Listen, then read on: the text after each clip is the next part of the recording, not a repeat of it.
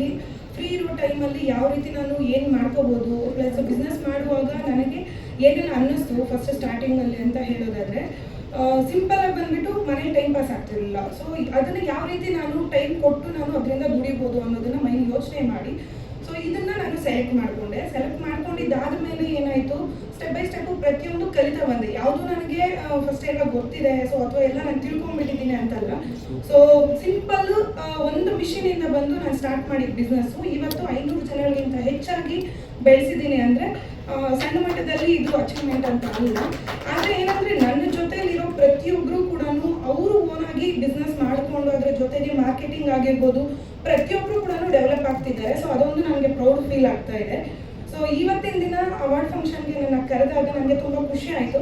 So ನನ್ನ ಹಾಗೆ ಪ್ರತಿಯೊಬ್ಬರು ಕೂಡ ಬೆಳೆಸಬೇಕು ಅನ್ನೋದು ನನ್ನ ಒಂದು ಮೈನ್ ಇಂಟೆನ್ಷನ್ ಆಗಿರೋದ್ರಿಂದ ಸೊ ಇಷ್ಟು ಈ ಲೆವೆಲ್ಗೆ ನಾನು ತೊಗೊಂಬಂದು ನಿಲ್ಲಿಸಿದ್ದೀನಿ. ಸೊ ಇನ್ನು ಮುಂದಕ್ಕೆ ಚೆನ್ನಾಗಿ ನಾನು ಬೆಳೆಸ್ತೀನಿ ಅನ್ನೋ ಒಂದು ಕಾನ್ಫಿಡೆನ್ಸ್ ನನ್ನಲ್ಲಿ. Thank you. Thank you ma'am, thank you so much. ನಮಸ್ತೆ. ಸೊ ನಾನು R3 ರೆಪ್ರೆಸೆಂಟ್ ಮಾಡ್ತಾ ಇರೋದು. ಸೊ ಕಂಪ್ಲೀಟ್ ಇನ್ಚಾರ್ಜ್ ನನಗೆ ಹ್ಯಾಂಡ್ ಓವರ್ ಮಾಡಿದ್ದಾರೆ. ಸೊ ಅವರು ನನ್ನ ಬೆನ್ನೆಲುಬಾಗಿ ನಿಂತ್ಕೊಂಡು ನನಗೆ ಸಪೋರ್ಟ್ ಮಾಡಿ ನಿಮ್ಮ ಕೈಯಲ್ಲಿ ಇದು ಸಾಧ್ಯತೆ ಇದೆ ಅಂತ ಅಂದು ನನಗೆ ಈ ಕರ್ತವ್ಯನ ವಹಿಸಿದ್ದಾರೆ. ನಾನು ಅದನ್ನು ಸಂಪೂರ್ಣವಾಗಿ ನೆರವೇರಿಸ್ತಾ ಇದ್ದೀನಿ. ಸೊ ಬೇಸಿಕಲಿ ನಾನು ಅಕೌಂಟ್ಸ್ ಡಿಪಾರ್ಟ್ಮೆಂಟಲ್ಲಿ ವರ್ಕ್ ಮಾಡ್ತಿದ್ದು. ಸೊ ಈಗ ಇದು ಎಂಬ್ರಾಯ್ಡ್ರಿ ಅನ್ನೋ ಫೀಲ್ಡ್ ನನಗೆ ಹೊಸ ಕಾನ್ಸೆಪ್ಟ್. ಈ ಫೀಲ್ಡಲ್ಲಿ ನಾನು ಕೆಲವೇ ತಿಂಗಳುಗಳು ನಾನು ಕೆಲಸ ಮಾಡಿದ್ದು. ಬಟ್ ಇವಾಗ ನಾನು ಗುರುತಿಸ್ಕೊಳ್ಳೋ ಒಂದು ಆಪರ್ಚುನಿಟಿ ಅವ್ರು ಕೊಟ್ಟಿರೋದಕ್ಕೆ ಅವರಿಗೆ ನಾನು ತುಂಬ ಹೃದಯದ ಧನ್ಯವಾದನ ತಿಳಿಸಕ್ಕೆ ಇಷ್ಟಪಡ್ತೀನಿ. ಮತ್ತೆ ಈ ಉದ್ಯೋಗ ಏನು ನಾವು ಶುರು ಮಾಡಬೇಕು ಅಂತ ಅನ್ಕೊಂಡಿದ್ವಿ, ಅದು ಒಂದು ಸಕ್ಸಸ್ಫುಲ್ ಆಗಿ ಈಗ ನಡೀತಿದೆ. ಅದಕ್ಕೆ ನನಗೆ ತುಂಬ ಹೆಮ್ಮೆ ಇದೆ. ಮತ್ತೆ ಇಲ್ಲಿ ಹಲವಾರು ಇಂಟೆನ್ಷನಲಿ ನಾವು ಮಾಡ್ಬೇಕಂತ ಇದ್ದಿದ್ದು ಒಂದು ಇಂಡಿಪೆಂಡೆಂಟ್ ವುಮೆನ್ನ ಬಿಲ್ಡ್ ಮಾಡೋದು, ಅಂದ್ರೆ ಸ್ವಾವಲಂಬಿ ಮಹಿಳೆಯನ್ನ ಗುರುತಿಸೋದು ಅಥವಾ ಅವರಿಗೆ ಒಂದು ಸ್ಥಾನ ಕೊಡಬೇಕು ಅನ್ನೋದು. ಅದನ್ನ ನಾವು ಈಗ ನೆರವೇರಿಸ್ತಾ ಇದೀವಿ ಅನ್ನೋ ಖುಷಿ ಸಹ ನನಗಿದೆ. ಸೊ ಹಲವಾರು ಕಸ್ಟಮರ್ಸ್ ನಮ್ಮಲ್ಲಿ ಈ ಉದ್ಯೋಗನ ಆಯ್ಕೆ ಮಾಡಿಕೊಂಡು ಅವರ ದಿನನಿತ್ಯ ದುಡಿಮೆಗೆ ಯಾರ ಹತ್ರನೂ ಅಂಜದರ ಕೈ ಚಾಚದರ ಅವರು ಸ್ವಾವಲಂಬಿಯಾಗಿ ದುಡಿತಾ ಇದ್ದಾರೆ ಅನ್ನೋದಕ್ಕೆ ನಮ್ಮ ಕಂಪನಿ ಒಂದು ದಾರಿ ಕೊಟ್ಟಿದೆ ಅಂತ ಅಂದು ನಾನು ನಂಬಿದ್ದೇನೆ. Thank you. ಸಂಜೆ. ನನ್ನ ಹೆಸರು ವಿಮಲಾ ಅಂತ, ನಮ್ಮ ಮನೆಯ ಹೆಸರು ನಿರಂಜನ ಮೂರ್ತಿ ಅಂತ. ನಾವು 2015ರಲ್ಲಿ ಆರ್ಗ್ಯಾನಿಕ್ ಬೆಲ್ಲ ಪ್ಲಾಂಟ್ ಸ್ಟಾರ್ಟ್ ಮಾಡಿದ್ವಿ. ಸ್ಟಾರ್ಟಿಂಗು ನಾವು ಒಂದು 5 ವರ್ಷ ಬಹಳ ಕಷ್ಟಪಟ್ಟು ಸ್ಟಾರ್ಟ್ ಮಾಡಿದ್ವಿ. ಸುಮಾರು ಇವಾಗ 10 ವರ್ಷ ಆಯಿತು. ಬೆಲ್ಲದಲ್ಲಿ ಸುಮಾರು ನಾವು R&D ಮಾಡ್ಕೊಂತ ಬೆಲ್ಲದಲ್ಲಿ ಸುಮಾರು 12 ವೆರೈಟಿ ಡೆವಲಪ್ ಮಾಡಿದ್ದೀವಿ. ಮತ್ತೆ ನೆಕ್ಸ್ಟ್ R&D ಮಾಡ್ಕೊಂತ ಬೆಲ್ಲದಲ್ಲಿ ರಾಗಿ ಮಾದಲಿ, ಗೋಧಿ ಮಾದಲಿ, ಸಜ್ಜೆ ಮಾದಲಿ ಇನ್ನೂ ಹೊಸ ಪ್ರಾಡಕ್ಟ್ ನಾವು ಮಾಡಬೇಕು, ಪರಿಚಯ ಮಾಡಿಕೊಡ್ಬೇಕು ಅಂತ ಜನರಿಗೆ ನಾವು ಸ್ಟಾರ್ಟ್ ಮಾಡಿದ್ದು. ಜನರಿಗೆ ಒಂದು ಆರೋಗ್ಯನ, ಈಗ ನಾವು ಎಷ್ಟೋ ದುಡಿದ್ರು ಏನೇ ಮಾಡಿದ್ರು ಆರೋಗ್ಯ ಮುಖ್ಯ. ನಾವು ಸಮಾಜಕ್ಕೆ ಒಂದು ಒಳ್ಳೆಯ ಆರೋಗ್ಯ ಕೊಡೋ ಉದ್ದೇಶಕ್ಕೋಸ್ಕರ ನಾವು ಸ್ಟಾರ್ಟ್ ಮಾಡಿರೋಂಥ ಪ್ಲಾಂಟ್ ಇದು. ದಬ್ಬಳಿಷ್ಟ ಆಗಿದೆ ಅಂತ ಇದನ್ನ ನಾವು ಬೆಲ್ಲದಲ್ಲಿ ಸುಮಾರು ವೆರೈಟಿ ಮಾಡಿದ್ದೀವಿ. ಈಗ ನೀವು ನೋಡ್ತೀರಾ, ಏನು ಇದು ಕೆಮಿಕಲ್ಸ್ ಏನು ಹಾಕಿರಲ್ಲ, ಸಾವಯವ ಪದ್ಧತಿಯಲ್ಲಿ ನಾವು ಬೆಲ್ಲ ಮಾಡಿದ್ದೀವಿ. ಬೆಲ್ಲದಲ್ಲಿ ಸುಮಾರು ಭಾಳ ವೆರೈಟಿ ಇದೆ. ಅದರಲ್ಲಿ ಪೌಡರ್ ಮೈಲ್ಡ್ ಅಂತ, ಮೈಲ್ಡ್ ಆಗಿರುತ್ತೆ, ಸಿಹಿ ಕಡಿಮೆ ಇರುತ್ತೆ, ಯಾರು ಬೇಕಾದರೂ ಯೂಸ್ ಮಾಡೋದು. ಇವನ್ ಡಯಾಬಿಟಿಕ್ ಇರೋರು ಯೂಸ್ ಮಾಡ್ಬೋದು. ಡಯಾಬಿಟಿಕ್ ಇರೋಕ್ಕೆ ನಾವೇನು ಹೇಳ್ತೀವಿ, ಸುಮಾರು 25ರಿಂದ 30 ಗ್ರಾಮ್ ಬೆಲ್ಲ ತಿನ್ನಲೇಬೇಕು. ಇವಾಗ ಆರೋಗ್ಯವಂತ ಮನುಷ್ಯ ಏನು ಮಾಡ್ತಾರೆ, ಆರೋಗ್ಯವಂತ ಮನುಷ್ಯ ಸುಮಾರು 50ರಿಂದ 70 ಗ್ರಾಮ್ ಬೆಲ್ಲ ತಿನ್ನಲೇಬೇಕು. ಯಾರು ಬೆಲ್ಲ ತಿಂತಾ ಇಲ್ಲ. 30 ವರ್ಷದ ಹಿಂದೆ ಬೆಲ್ಲ ಯೂಸ್ ಮಾಡ್ತಾ ಇದ್ರು.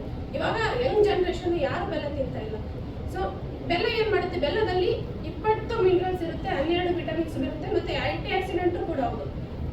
ನಾವು ಬೆಲ್ಲ ತಿಂದಾಗ ಬೆಲ್ಲ ಏನು ಮಾಡುತ್ತೆ, ಈಸಿಯಾಗಿ ಡೈಜೆಷನ್ ಮಾಡಿಕೊಡುತ್ತೆ. ಡೈಜೆಷನ್ ಈಸಿ ಆಯಿತು ಅಂದರೆ ನಾವು ಸುಮಾರು 70ರಿಂದ 80 ಭಾಗ ಯಾವ ರೋಗಗಳು ಬರೋಕ್ಕೆ ಸಾಧ್ಯ ಇಲ್ಲ. ನಾವು ಊಟ ಮಾಡಿದ್ದು ಡೈಜೆಷನ್ ಆಯ್ತಂದ್ರೆ ರೋಗ ದೇಹದಲ್ಲಿ 70ರಿಂದ 80 ಭಾಗ ಯಾವ ರೋಗಗಳು ಬರಕ್ಕೆ. ಈ ಬೆಲ್ಲ ಏನು ಮಾಡುತ್ತೆ, ಸುಮಾರು 200 ಡಿಸೀಸನ್ನು ಅಡ್ರೆಸ್ ಮಾಡಿಕೊಡ್ತದೆ. 200 ಡಿಸೀಸಸ್ನ ಹೊಡೆದಾಕ್ಬಿಡುತ್ತೆ ಬೆಲ್ಲ 200 ಡಿಸೀಸಸ್ನ ತೆಗೆದಾಕ್ಬಿಡುತ್ತೆ. ಆಮೇಲೆ ಬೆಲ್ಲದಲ್ಲಿ ಡೈಜೆಷನ್ ಕ್ಲಿಯರ್ ಮಾಡಿಕೊಡುತ್ತೆ. ಆಮೇಲೆ ರಕ್ತ ಶುದ್ಧಿ ಮಾಡಿಕೊಡುತ್ತೆ. ರಕ್ತ ಬರುತ್ತೆ, ರಕ್ತದಲ್ಲಿರೋ ಕಲ್ಮಶನ ತೆಗೆದುಹಾಕ್ತಾರೆ. ಈಗೇನು, ಈಗ ನಾವು ಡೈಜೆಷನ್ ಆಗ ಮುಂದೆ ಕೆಲವೊಂದು ರೆಡಿಕಲ್ಸ್ ಡೆವಲಪ್ ಆಗುತ್ತೆ ಅಥವಾ ವೇಸ್ಟ್ ಸಬ್ಸ್ಟೆನ್ಸಸ್ ಡೆವಲಪ್ ಆಗುತ್ತೆ. ಅದನ್ನ ಬೆಲ್ಲ ತೆಗೆದುಹಾಕ್ಬಿಡುತ್ತೆ. ವೇಸ್ಟ್ ಸಬ್ಸ್ಟೆನ್ಸಸ್ ಅನ್ನ ತೆಗೆದು, ಅದೇ ವೇಸ್ಟ್ ಸಬ್ಸ್ಟೆನ್ಸ್ ನಮ್ಮ ದೇಹದಲ್ಲಿ ಇತ್ತಂದ್ರೆ it leads to cancer, heart diseases ಮತ್ತೆ ಲಂಗ್ಸ್, ಇನ್ನು 200 ಡಿಸೀಸಸ್ ಅನ್ನ ಡೆವಲಪ್ ಆಗುತ್ತೆ. ಅದೇ ವೇಸ್ಟ್ ಸಬ್ಸ್ಟೆನ್ಸಸ್ ಈ ಬೆಲ್ಲ ಏನ್ ಮಾಡುತ್ತೆ, ಎಲ್ಲ ವೇಸ್ಟ್ ಸಬ್ಸ್ಟೆನ್ಸಸ್ ಅನ್ನು ತೆಗೆದುಹಾಕುತ್ತೆ. ನಾನು ಕಂಪ್ನಿ ಸ್ಟಾರ್ಟ್ ಮಾಡಿ ಆಲ್ಮೋಸ್ಟ್ 8 ವರ್ಷ ಆಗಿದೆ. ಇಂಜಿನಿಯರಿಂಗ್ ಮುಗಿದ ಮೇಲೆ ನಾನು ಹೊಸದು ಮತ್ತೆ ಕಂಪ್ನಿ ಸ್ಟಾರ್ಟ್ ಮಾಡ್ತೀನಿ, ಹೊಸ ಬಿಲ್ಡಿಂಗ್ ಕಟ್ತಿರೋದು ಯಾರು ನಂಬಲಿಲ್ಲ. ಆಮೇಲೆ ಹೋಗ್ತಾ ಸ್ವಲ್ಪ ಕಷ್ಟ ಆಯಿತು, ಮತ್ತೆ ಹೋಗ್ತಾ ನಂಬಿದ್ರು, ಕೆಲಸ ಕೊಟ್ಟರು. ನಮ್ಮಂಥ ಹೊಸ ಪ್ರತಿಭೆಗಳಿಗೆ ಸ್ಟಾರ್ಟಿಂಗಲ್ಲಿ ಯಾರು ಕೆಲಸ ಕೊಡೋಲ್ಲ. ಇಂಥ ಹೊಸ ಪ್ರತಿಭೆನ ಹುಡುಕಿ ಒಂದು ಪ್ರೋತ್ಸಾಹ ಕೊಟ್ಟು ಒಂದು ಸನ್ಮಾನ ಮಾಡಿದ್ದಕ್ಕೆ ಧನ್ಯವಾದಗಳು. Thank you. ನಾವು ಇವಾಗ ಆಲ್ರೆಡಿ ಒಂದು 50 ಪ್ರಾಜೆಕ್ಟ್ ಮುಗಿಸಿದ್ದೀವಿ, ಮತ್ತು ಇವಾಗ ಅದೊಂದು 10 ಪ್ರಾಜೆಕ್ಟ್ ನಡೀತಿದೆ. ಮುಂದೆ ಇನ್ನೂ ಒಂದು ವರ್ಷಕ್ಕೊಂದು 20ರಿಂದ 30 ಪ್ರಾಜೆಕ್ಟ್ ಕಂಪ್ಲೀಟ್ ಮಾಡಬೇಕು ಅಂತ ಒಂದು ಆಸೆ ಇದೆ. ಹೌದು, house construction. Thank you Shivakumar, thank you so ನೋಡ್ತಿರೋದು ಇಷ್ಟವರೆಗೆ ನೋಡಿರೋದು ಇದೇನಿದು ಕುರಿ ಸಾಕೋರಿಗೆಲ್ಲ ಅವಾರ್ಡ್ ಕೊಡ್ತಾ ಇದ್ದಾರೆ ಅಂತ ಅನ್ಕೋಬೇಡಿ. ನನ್ನ ಮುಖ್ಯ ಉದ್ದೇಶ ಈ ಕುರಿ ಸಾಗಾಣಿಕೆ ಬರೋದಕ್ಕೆ ಈಗ ನನಗೆ ಗೋಹತ್ಯೆ ನಿಲ್ಲಿಸಬೇಕು ಅಂತ ನಾವೆಲ್ಲ ಮಾತಾಡ್ತೀವಿ. ನಿಲ್ಲಿಸ್ಲಿಕ್ಕೆ ನಾವೇನು ಆಲ್ಟರ್ನೇಟಿವ್ ಕೊಡ್ತಾ ಇದೀವಿ ಅಂತ ನೋಡ್ಬೇಕಾಗತ್ತೆ. ಆ ಥರ ನೋಡಿ ಈಗ ಕುರಿ ಕೋಳಿ ಇದೆ, ವೈನಾಟ್ ಅಂತ ನಾವು ಥಿಂಕ್ ಮಾಡಿದಾಗ ಸರಿ ನಮ್ಮ ನಾಟಿ ಕುರಿಗಳಿದ್ದಾವೆ, ಎಷ್ಟು ತೂಕ ಬರುತ್ತೆ? ಒಂದು 50 kg ಬರುತ್ತೆ, 40 kg ಬರುತ್ತೆ. ನನ್ನ ಹತ್ರ ನಾನು ಸಾಗಾಣಿಕೆ ಮಾಡಿರೋದು ಡಾಕ್ಟರ್ ಕುರಿ ಅಂತ ಸೌತ್ ಆಫ್ರಿಕಾ ತಳಿ. ಈಗ ಕನಿಷ್ಠ 100-120 kg ವರ್ಷಕ್ಕೆ ಬರುತ್ತೆ. ಅಂದರೆ ಯಾರು ಮಾಂಸ ಪ್ರಿಯರು ಇದ್ದಾರೋ ಅವ್ರಿಗೆಲ್ಲ ಒಂದು ಆಲ್ಟರ್ನೇಟಿವ್ ಕೊಟ್ಟು ಈಗ ಬಿಡಿಸ್ಬೋದು. ಓಕೆ, ವಿ ಹ್ಯಾವ್ ಒಂದು 4 ಕುರಿಗೆ ಒಂದು ಹಸು ತೂಕ ಬರುತ್ತೆ. ಸೊ ವಿ ಕ್ಯಾನ್ ಅವಾಯ್ಡ್ ಅಂತ ಒಂದು ಉದ್ದೇಶ.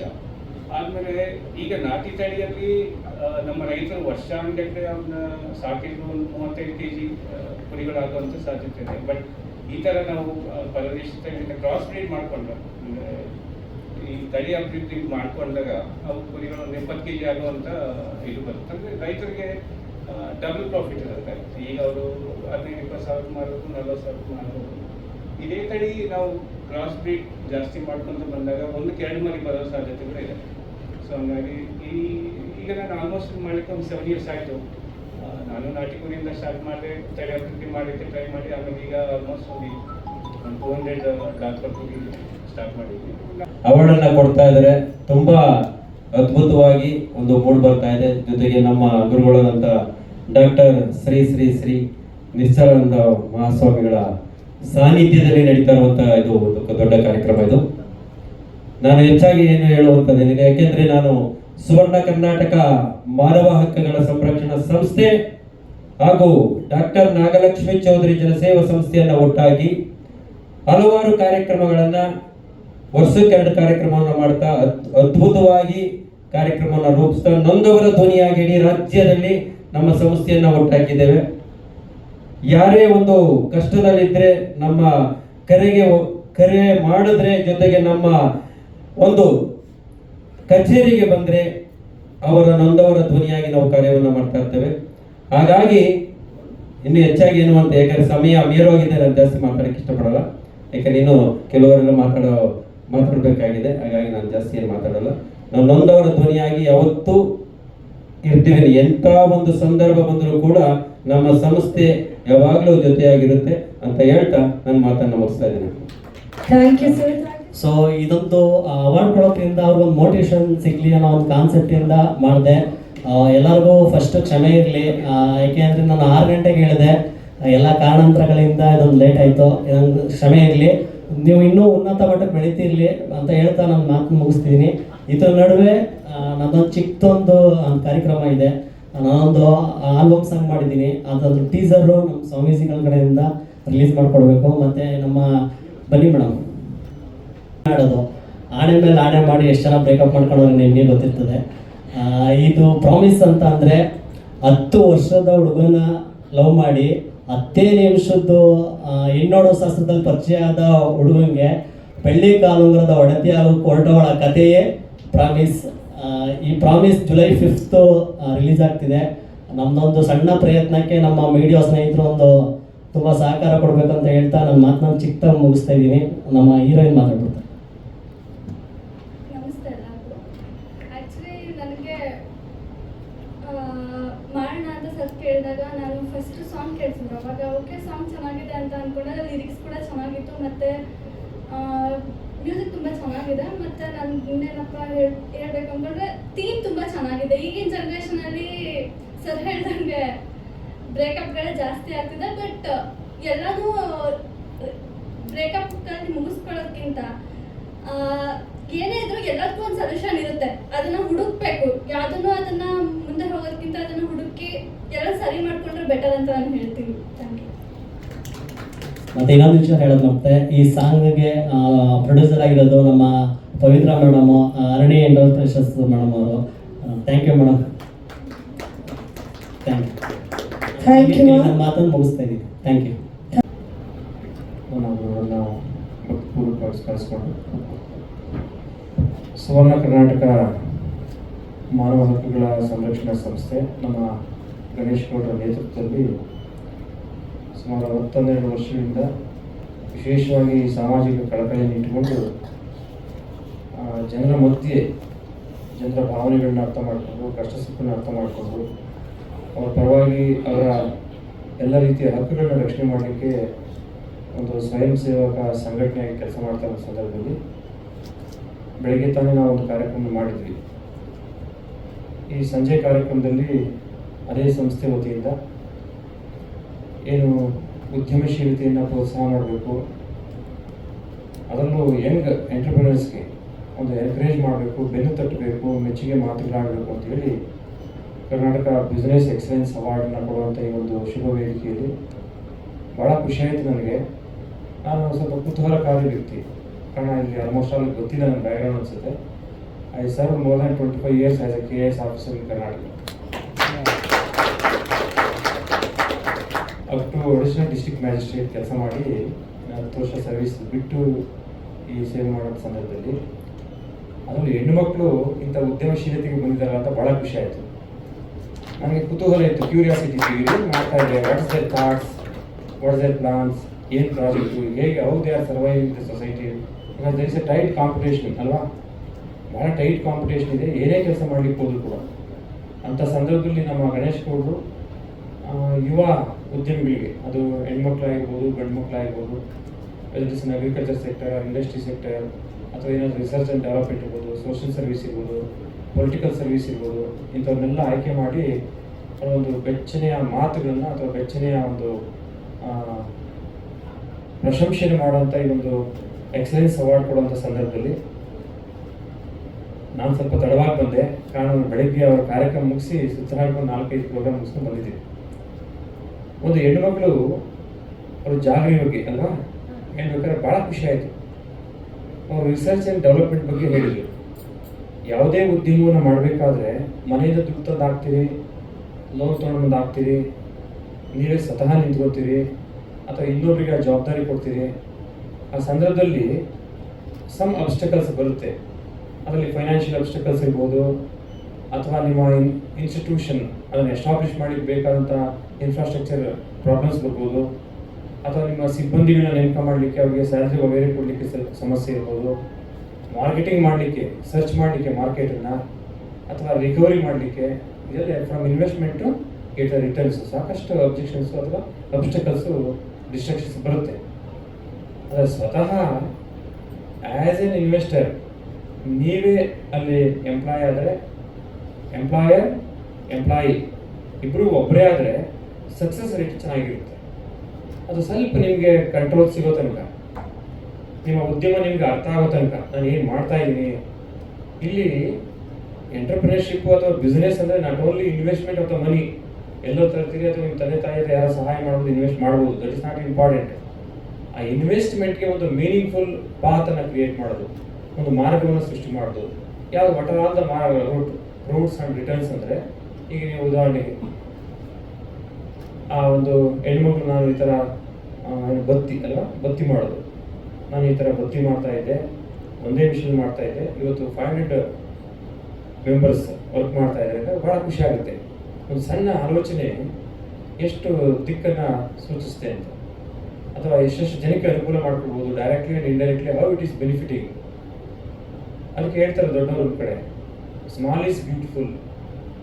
ಏನಿಲ್ಲಿ ದೊಡ್ಡ ದೊಡ್ಡ ಉದ್ಯಮಿಗಳನ್ನ ಕರೆಸಿ ಸನ್ಮಾನ ಮಾಡಬೇಕು ಅಂತೇನಿಲ್ಲ, ಅದು ಗಣೇಶ್ ಗೌಡರು ಮಾಡೋಂಥದ್ದು ಒಳ್ಳೆಯ ಕೆಲಸನೇ. ಒಂದು ಇನ್ಸ್ಪಿರೇಷನು, ಒಂದು ಅವರ ಸಕ್ಸಸ್ಗೆ ಸಪೋರ್ಟಿಗಾಗಿ ನಿಲ್ಲುತ್ತೆ. ಈ ಸ್ಮಾಲ್ ಈಸ್ ಬ್ಯೂಟಿಫುಲ್ ಅಂದಾಗ ಸಣ್ಣ ಆಲೋಚನೆಗಳು, ಸಣ್ಣ ಹೂಡಿಕೆಗಳು ದೊಡ್ಡ ಆಲೋಚನೆಗೆ ಮತ್ತು ದೊಡ್ಡ ಹೂಡಿಕೆಗೆ ಪ್ರೋತ್ಸಾಹ ಕೊಡ್ಬೋದು.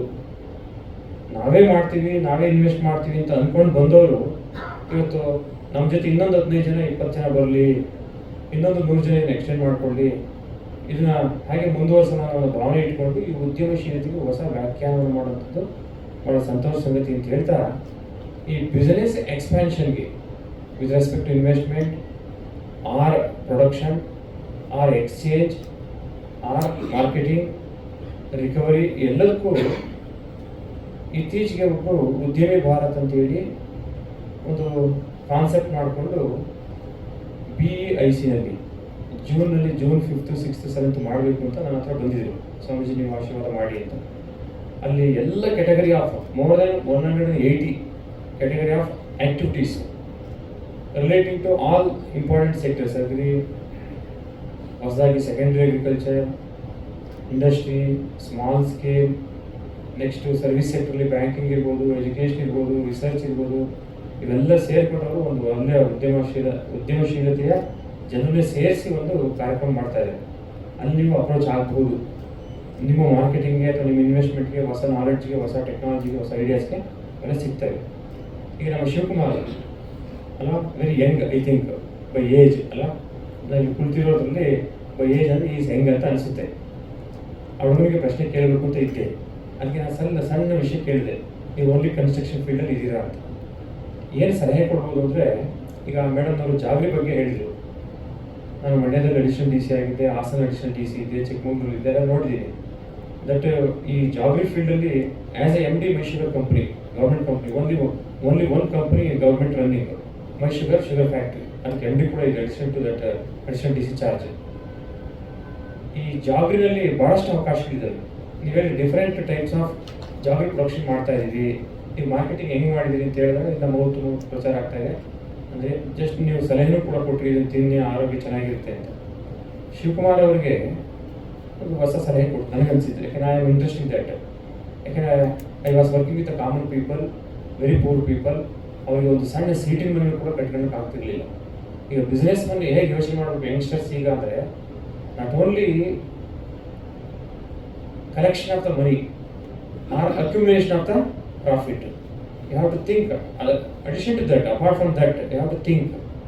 ಈಗ ನಮ್ಮ ದೇಶದಲ್ಲಿ ನಾವೊಂದು ಹೊಸ ಟೆಕ್ನಾಲಜಿ ಇನ್ವೆಂಟ್ ಮಾಡಿದ್ದೀನಿ, ಮನೆ ಕಟ್ಟೋ ವಿಧಾನ ಕಂಡುಹಿಡ್ಕೊಳ್ತೀನಿ ಅಂದರೆ ಕಾಸ್ಟ್ ವೈಸ್ ರಿಡಕ್ಷನ್ ಮಾಡಿ ಎಷ್ಟು ನಾವು ಪ್ರೊವೈಡ್ ಮಾಡ್ಬೋದು ಸರ್ವಿಸಸ್ನ. ಈಗ ಜಾಗ್ರಿನಲ್ಲಿ ನಾನು ಜಾಗ್ರಿ ಮ್ಯಾನುಫ್ಯಾಕ್ಚರ್ ಮಾಡ್ತಾ ಇದ್ದೀನಿ ಕಾಸ್ಟ್ ವೈಸು, ಮತ್ತು ಇದನ್ನು ಕಸ್ಟಮರ್ಸ್ಗೆ ಹೆಚ್ಚು ಜನ ಕಸ್ಟಮರ್ಸ್ಗೆ ರೀಚ್ ಆಗಲಿಕ್ಕೆ ಹೇಗೆ ಮಾಡ್ಬೋದು. ಇನ್ನೊಂದು ಎಂಬ್ರಾಯ್ಡ್ರಿ ಹೇಳಿದ್ರಿ, ಕುರಿ ಉದ್ಯಮದ ಬಗ್ಗೆ ಹೇಳಿದ್ರು ನಮ್ಮ ಅನಿಲ್ ಕುಮಾರ್ ಅಲ್ಲ, ಅವ್ರು ಭಾಳ ಖುಷಿ ಆಯಿತು. ಅವರೊಂದು ಮಾತು ಹೇಳಿದರು, ಈ ಒಂದು ಯಾವುದೋ ಒಂದು ವ್ಯಾಪ್ತಿನಲ್ಲಿ ಇವತ್ತು ಗೋವುಗಳನ್ನ ನಾವು ನಾಶ ಮಾಡ್ತಾ ಇದ್ವಿ, ಅವುಗಳನ್ನು ಕೂಡ ಮಾಂಸಕ್ಕೆ ಉಪಯೋಗಿಸ್ತಾ ಒಂದು ಯಾವುದೋ ಸಂಸ್ಕೃತಿ ವಿನಾಶ ಆಗ್ತಾ ಇದೆ, ಗೋ ಸಂಸ್ಕೃತಿ ನಾಶ ಆಗ್ತಾ ಇದೆ. ಎಲ್ಲೆಲ್ಲಿ ಸಾಕಬೇಕಾಯಿತು, ಎಲ್ಲೆಲ್ಲಿ ಉಳ್ಳಿಕ್ಕೆ ಬೆಳೆಸಬೇಕಾಯಿತು, ಎಲ್ಲೆಲ್ಲಿ ಹಾಲು ಕರೀಲಿಕ್ಕೆ ಬೆಳೆಸಬೇಕಾಯಿತು ಅಂತ ಗೋವುಗಳೆಲ್ಲ ವಧಾ ಕೇಂದ್ರಕ್ಕೆ ಹೋಗ್ತಾ ಇದ್ದಾರೆ. Because of food chain, we should not oppose it. ಯಾರೋ ಯಾವುದೋ ಫುಡ್ ತಿಂತಾರೆ ಅಂತ ಅಪೋಸ್ ಮಾಡೋದು ಬೇಡ, ಅದು ಅವ್ರವ್ರ ಇಷ್ಟ. ನಾಟ್ ಬಿಕಾಸ್ ಆಫ್ ರಿಲಿಜಿಯನ್ನು ನಾವು ಅದನ್ನು ಅಪೋಸ್ ಮಾಡೋದು ಬೇಡ. ಆದರೆ ಅವ್ರೊಂದು ಮಾತು ಹೇಳಿದ್ರು, ಈ ಥರ ನಾವು 120 kg 200 kg ಅಷ್ಟು ಕುರಿಗಳನ್ನೇ ಬೆಳೆದರೆ somehow I am able to supply the demands, then we can avoid that ಅಂತ ಅವ್ರು ಹೇಳಿದ್ರು. ನಿಮ್ಗೆ ಅರ್ಥ ಆಯ್ತಲ್ಲ? ಅಂದರೆ ಒಬ್ಬೊಬ್ರು ಹೇಗೆ ಥಿಂಕ್ ಮಾಡ್ಬೋದು ಅಂತ ನನಗೆ ಭಾಳ ಕುತೂಹಲ ಆಯ್ತು. ಅಲ್ವಾ, ಹಸುಗಳು 200 kg 300 kg 500 kg ಇರುತ್ತೆ ಅಂತ ಅದನ್ನ ಕಡ್ಕೊಂಡು ತಿಂತಾ ಇದ್ದಾರೆ ಬಿಕಾಸ್ ಆಫ್ ಫುಡ್ ನೀಡ್. ಅದು ನಾವು ಅವ್ರು ಮುಸ್ಲಿಮ್ಸ್ ಅಂತೆ, ಕ್ರಿಶ್ಚಿಯನ್ಸ್ ಅಂತೆ, ಹಿಂದೂ ಅಂತ ಅದೆಲ್ಲ ಹೇಳೋದು ಬೇಡ. ಯಾಕಂದರೆ ಈ ಕಾಲಕ್ಕೆ ಸರಿನೂ ಅಲ್ಲ. ನಾವು ಪ್ರಾಕ್ಟಿಕಲಾಗಿ ಯೋಚನೆ ಮಾಡಬೇಕು. ನಾವು ಆರ್ಥೋಡಾಕ್ಸ್ ಆಗಿ ಯೋಚನೆ ಮಾಡಿದರೆ ಕೈಲಿಲ್ಲ ಅವ್ರು ತಪ್ಪು, ಹಸುಗಳನ್ನ ಉಳಿಸ್ಬೇಕು ಅಂತೀವಿ. ಬಟ್ ಇನ್ ಜನರಲ್ ಸೈಂಟಿಫಿಕ್ ಆಗಿ ಹೇಳೋದಾದ್ರೆ ಅವ್ರ ಫುಡ್ ನೀವೆಲ್ಲ ಕೋಳಿ ಕುರಿತೀನಲ್ಲ, ಬಟ್ ಅವ್ರ ಕಾನ್ಸೆಪ್ಟ್ ನೋಡಿ, ನಾವು ಹೆಚ್ಚು ತೂಕದ ಕುರಿಗಳನ್ನ ಮೇಕೆಗಳನ್ನ ಈ ಥರ ಪ್ರೊಡ್ಯೂಸ್ ಮಾಡಿದ್ರೆ ನಾವು we are able to supply that ಅಂತ. ಅಷ್ಟು ಪ್ರಮಾಣದಲ್ಲಿ ನಾವು ಸಪ್ಲೈ ಮಾಡಿದ್ರೆ available of the meat in the market will price down ಆಗ್ಬೋದು, ಅವರು ಕೂಡ ತಗೋಬೋದು ಅಂತ ಅಲ್ವಾ. ಈಗ ಕಾಸ್ಟ್ ಕಡಿಮೆ ಇದೆ ಅಂತ ಆ ಕಡೆ ಹೋಗ್ತಾ ಇದ್ದಾರೆ, ಕಾಸ್ಟ್ ಇದೇ ಕಡಿಮೆ ಆದರೆ ಹೀಗೆ ಹೊಸ ಆಲೋಚನೆ ಇಟ್ಕೊಂಡು ಮಾಡ್ತಾ ಹೋದರೆ ಅದ್ರ ಜೊತೆಯಲ್ಲಿ ನಿಮ್ಮ ಪರ್ಪಸ್ ಏನಾಗಬೇಕು, ನಮ್ಮ ಸೊಸೈಟಿಯ ಇಂಟ್ರೆಸ್ಟ್ನ ಕಾಪಾಡೋದು. ಈಗ ಮನೆಗಳಿಗೆ ಸಂಬಂಧಪಟ್ಟಂಗೆ ಹೇಳಿದೆ, ಇವತ್ತು ಕನ್ಸ್ಟ್ರಕ್ಷನ್ ಅಷ್ಟು ಸುಲಭ ಅಲ್ಲ ಶಿವಕುಮಾರ್ ಅವರೇ. ನೀವು ಟೆಕ್ನಾಲಜಿ ಇಟ್ಕೊಂಡಿದ್ದೀರಿ, ಇನ್ವೆಸ್ಟ್ ಮಾಡ್ತೀರಿ, ಅಂದರೆ ಕಾಮನ್ ಪೀಪಲ್ಗೆ ಲೋಯರ್ ಕಾಸ್ಟಲ್ಲಿ ಅವರಿಗೆ ಸೂಟ್ ಆಗುವಂಥ ಒಂದು ಮನೆಗಳನ್ನ ಕಟ್ಕೊಡುವಂಥ ಟೆಕ್ನಾಲಜಿ ಬೇಕಾಗುತ್ತೆ. ಇವತ್ತು ನೀವು ಹಳ್ಳಿಗಳಿಗೆ ಹೋಗಿ ಇಷ್ಟು ಟೆಕ್ನಾಲಜಿ ಡೆವಲಪ್ ಆಗಿದೆ, ಏನು ಕನ್ಸ್ಟ್ರಕ್ಷನ್ ಎಷ್ಟೆಷ್ಟು ಟೆಕ್ನಾಲಜಿ ಇದೆ ಗೊತ್ತಾ, ಎಂಥ ಹೊಸ ಆವಿಷ್ಕಾರಗಳು ಮಾಡಿದ್ದಾರೆ. ಅದ್ರ ಹಳ್ಳಿಯಲ್ಲಿ 80% of the people they are not able to ಒಂದು RCC ಮೋಲ್ಡ್ ಹಾಕೊಳ್ಳಿಕ್ಕೆ ಆಗ್ತಾ ಇಲ್ಲ. ಇನ್ನು ಶೀಟಲ್ಲಿ ಹಳೆ ಹೆಂಚಿನ ಮನೆ, ಮಂಗಳೂರು ಹೆಂಚಿನ ಮನೆ ಇದೆ. ನಾನು 25 ವರ್ಷ ಅನುಭವ ಇರುತ್ತೆ ಈ ಮಾತು ಹೇಳ್ತಾ ಇದ್ದೀನಿ. ನಾನೇನು ಬಾಲ ಸನ್ಯಾಸಿ ಅಲ್ಲ, ಈಗ just 18 months I came to this field. ನನ್ನ ಗುರುಗಳು ಒತ್ತಡ ಹಾಕಿದಕ್ಕೋಸ್ಕರ ನಾನು 10 years ಸರ್ವಿಸ್ ಬಿಟ್ಟು ರಿಸೈನ್ ಮಾಡಿ ಬಂದಿದ್ದು. ಸೊ ಅಲ್ಲಿ ಈ ಥರದ್ದು ಹೊಸ ಆಲೋಚನೆ ಮಾಡಿ ಉದ್ಯಮಿಗಳು. ನಾನಿವತ್ತೇನು ಸುವರ್ಣ ಕರ್ನಾಟಕ ಮಾನವ ಹಕ್ಕುಗಳ ಸಂರಕ್ಷಣಾ ಸಂಸ್ಥೆಯವರು ಮಾಡ್ತಾ ಇದ್ದಾರೆ ಈ ಗೌರವ, ಇದು ಕೇವಲ ಸಾಂಕೇತಿಕ ಆಗಬಾರ್ದು. ಅಟ್ಲೀಸ್ಟ್ ನೀವು 20 ಜನ ಎನ್ಕರೇಜ್ ಮಾಡಿದರೆ ಅದ್ಭುತವಾಗಿ ಸಾಧಿಸ್ಬೋದು, ಹೊಸ ಆಲೋಚನೆ ಮಾಡ್ಬೋದು. ಹೇಗೆ ಒಂದು 10 ಲಕ್ಷ ರೂಪಾಯಿ ವೆಚ್ಚದಲ್ಲಿ ಒಂದು ಗಂಡ ಹೆಂಡತಿ ಇಬ್ಬರು ಮಕ್ಕಳು ಸುಖ ಸಂಸಾರ ಮಾಡಲಿಕ್ಕೆ ಒಂದು ಒಳ್ಳೆ ಮನೆ ಕಟ್ಸ್ಕೊಡ್ಬೋದು, ಅಥವಾ ಒಂದು 5 ಲಕ್ಷದಲ್ಲಿ ಒಂದು ಒಳ್ಳೆ ಶೀಟ್ ಮನೆ ಕಟ್ಸ್ಕೊಡ್ಬೋದು. ಈ ಥರ ಗ್ರಾಮಾಂತರ ಪ್ರದೇಶದಲ್ಲಿ ಈ ಥರ ಒಂದು ಹೊಸ ಸೌಕರ್ಯಗಳನ್ನ, ಇವೆಲ್ಲ ಇನ್ಫ್ರಾಸ್ಟ್ರಕ್ಚರ್ ಅಂತ ಕರಿತೀವಿ, ಬೇಸಿಕ್ ಇನ್ಫ್ರಾಸ್ಟ್ರಕ್ಚರ್. ಶೌಚಾಲಯಗಳನ್ನ ಹೇಗೆ ಕಟ್ಸ್ಕೊಡ್ಬೋದು, ಶಾಲೆಗಳನ್ನ ಹೇಗೆ ಕಟ್ಟಬಹುದು ಕಡಿಮೆ ವೆಚ್ಚದಲ್ಲಿ, ಈ ಥರ ಯಾವುದಾದ್ರೂ ಹೊಸ ಟೆಕ್ನಾಲಜಿ ನೀವು ರೆಡಿ ಮಾಡಿಕೊಂಡು ಕಾನ್ಸೆಪ್ಟನ್ನು ಇಂಥ ಒಂದು ದೊಡ್ಡ ಪ್ರದರ್ಶನ ಕೇಂದ್ರಗಳಲ್ಲಿ ನೀವು ಮಾಡಿದರೆ ಸರ್ಕಾರಕ್ಕೂ ಈ ಮಾಹಿತಿ ಹೋಗುತ್ತೆ, ಸರ್ಕಾರದವರು ಕೂಡ ನಿಮ್ಗೆ ಅವಕಾಶವನ್ನು ಕೊಡ್ಬೋದು ಅಂತ. ನಿಮ್ಮ ಫಾರ್ ಎಕ್ಸಾಂಪಲ್ ಜಾಗೃತಿ ಹೇಳ್ತೀನಿ, ಸಕ್ಕರೆ ಕಾಯಿಲೆಗಳು ಜಾಸ್ತಿ ಬರ್ತಾ ಇದೆ ಅಥವಾ ಸಕ್ಕರೆ ತಿನ್ನಲೇಬಾರ್ದು ಅಡ್ವೈಸ್ ಮಾಡ್ತಾ ಇದ್ದಾರೆ. ಆ ಹೆಣ್ಮಕ್ಳು ಹೇಳಿದ್ರು ಜಾಗೃತಿ ತಿನ್ನೋದ್ರಿಂದ ಏನು ಅನುಕೂಲ ಆಗುತ್ತೆ, ಹಿಮೋಗ್ಲೋಬಿನ್ ಹೆಚ್ಚಾಗುತ್ತೆ, ಗಂಟಲು ನೋವಿದ್ರೆ ಕ್ಲಿಯರ್ ಆಗುತ್ತೆ, ಡೈಜೆಷನ್ ಆಗಲಿಲ್ಲ ಅಂದರೆ ಆಗುತ್ತೆ, ಡೈಜೆಷನ್ ಆಗುತ್ತೆ ಅಲ್ವಾ. ಸಾಕಷ್ಟು ಅದಕ್ಕೆ ಬೇರೆ ಬೇರೆ ಉಪಕ್ರಮಗಳನ್ನ ಹೇಳ್ತಾರೆ. ಸೊ ಹಾಗೆ ಹೊಸ ಆಲೋಚನೆ ಇಟ್ಕೊಂಡು ಈ ಜಾಗರಣೆ ಯಾಕೆ PDS ಸಪ್ಲೈ ಮಾಡಬಾರ್ದು.